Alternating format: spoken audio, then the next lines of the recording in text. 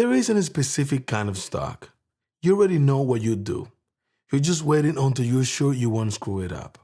You felt it in relationships, holding off to that hard conversation until you rehearse it enough times that it can come out wrong. You felt it in your career, sitting on the idea, in the pitch, the application, because you want to polish it before anyone sees it.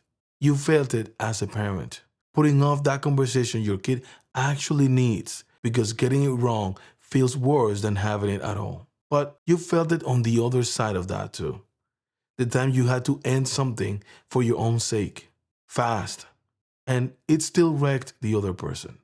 The decision you made for someone because that wasn't the time to ask them first. You made the right decision, but they felt overwritten by it.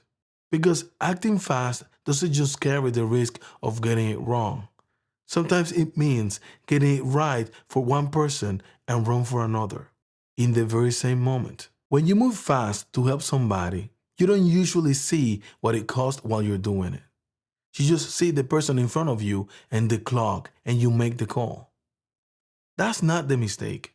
Because sometimes if you wait for the moment you're sure you won't hurt anybody, you'll wait your whole life.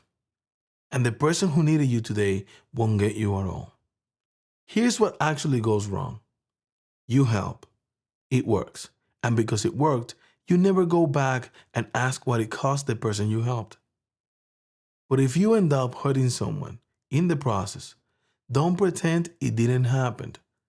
Good intentions do not let you off the hook. Be humble enough to go back and fix what actually went wrong. Because you did what was right in the moment. But that doesn't always change how the person on the wrong side of that decision actually feels.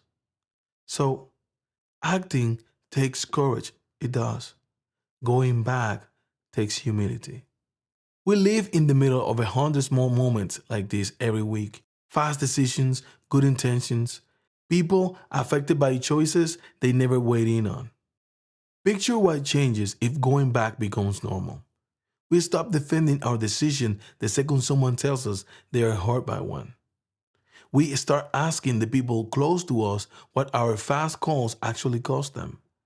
And we sit with the answer instead of explaining our way out of it.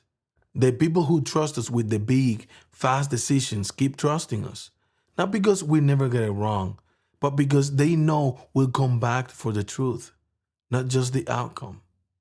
All that takes is finishing what you started, treating "I helped" as the beginning of the story, not the end of it. That's the kind of people we should be, not just the ones who show up fast, the ones who stay long enough to make it right. Thanks for spending time with us. Subscribe, follow along, and we will catch up with you next time.